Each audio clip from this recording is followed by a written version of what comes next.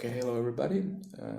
Today I'm going to show you in this video how you can extract data from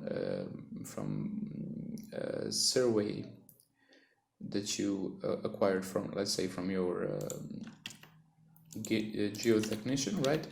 So this here file is from a real world example, right? As you can see, this is a road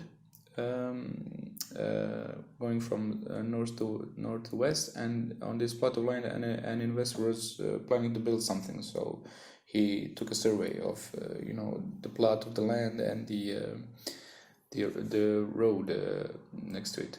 So as you can see, the way our geotechnician sent us this is that he has points, right? So point objects and text objects, right?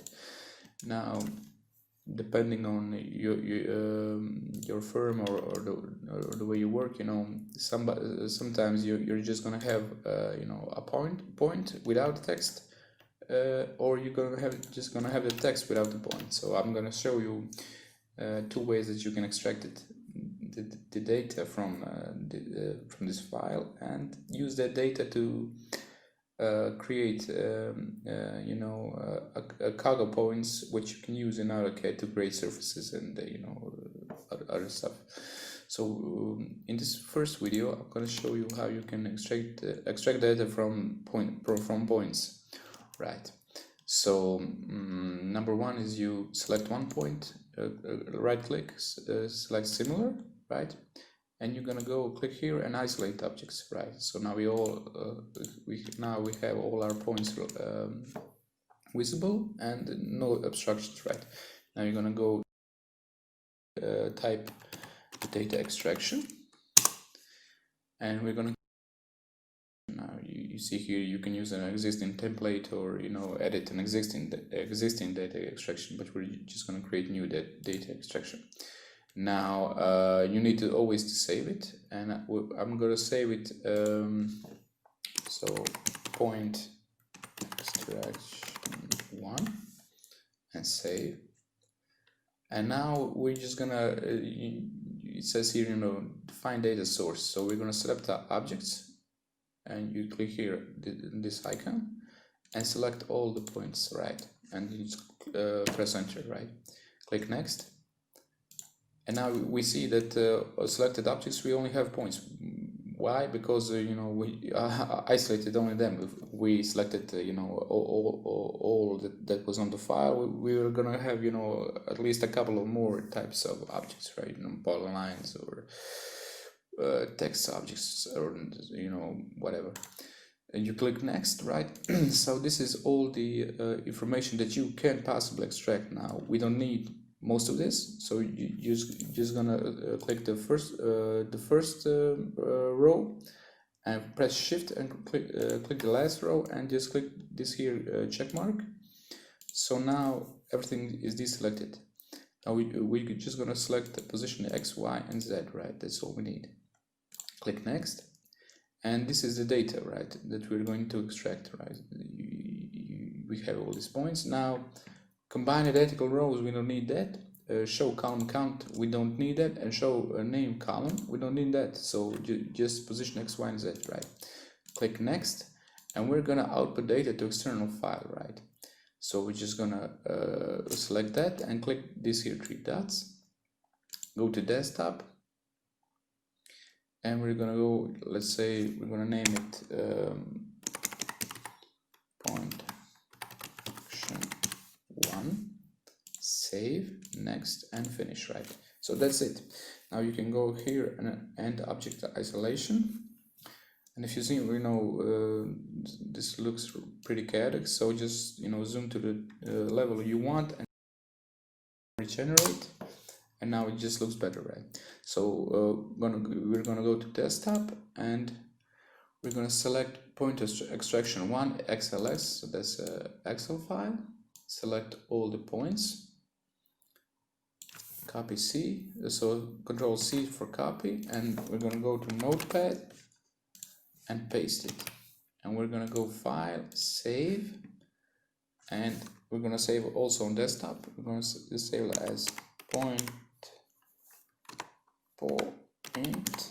extraction 1 and save, right?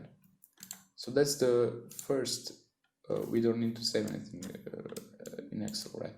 So that's the first way that you can extract them. Now let's say we're gonna go and type p type, and we're gonna hide all our points. So let's say you only have this, you only have text objects, and you want to, you know, it's not perfect, but you can still use it. So what you're gonna do is select one text object, right click, select similar, isolate objects, and then you know, repeat the process. So you go data extraction, create a new data extraction. Let's say we're gonna select this and just rename it to, save, select objects. We're gonna select all the text objects, right?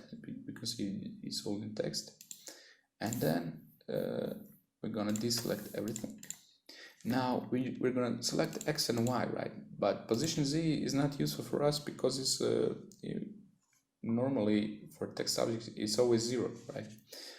So but we can extract the value, and that's just what we need here, right?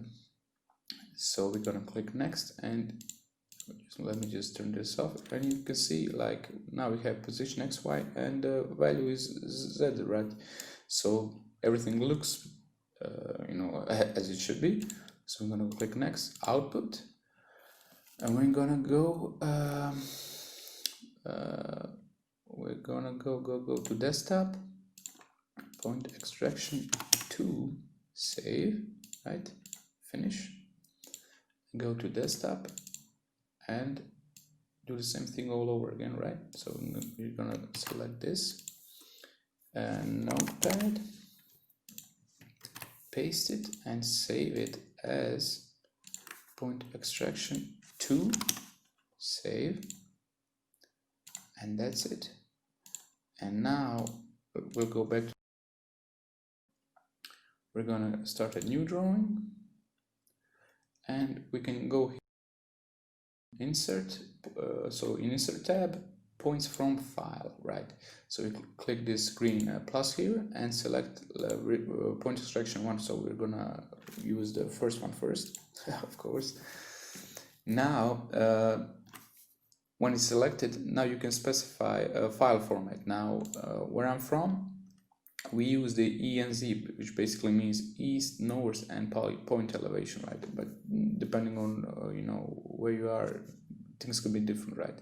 And all of this we're just gonna go with unselected and click OK. Now nothing is here, but if we double click the mouse wheel, we're gonna go to our points, right? And now when you click them, you see there are Kogo points, and you know, you have here, you know, eastern, northern, and point elevation, just as it should be. And now we're gonna insert the other one.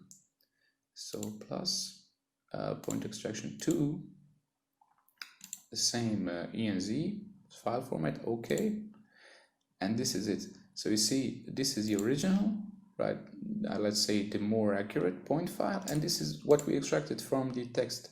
So you see there's some discrepancy about them, but the value of Z is the same, 984.38. So basically the X and Y are a little, you know, moved from their original position, but you can still use it, you know, for sketching or something like that.